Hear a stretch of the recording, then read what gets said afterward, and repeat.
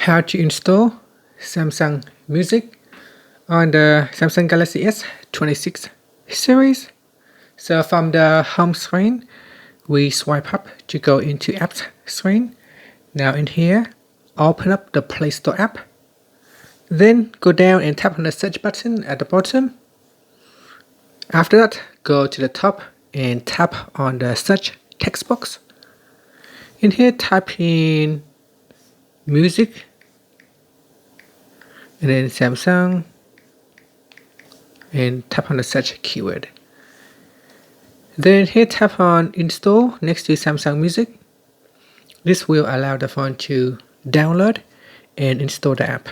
After that, tap on open and then tap on continued, then tap on allowed and tap on allow again, and that's it. Now in Samsung Music, you can play music from Spotify. You can create your own playlist, add in tracks, and create new folders for your Samsung Music. And that's it. That's how you can install it and play music on your device. Thank you for watching this video. If you find it helpful, please like and subscribe to my channel for more videos.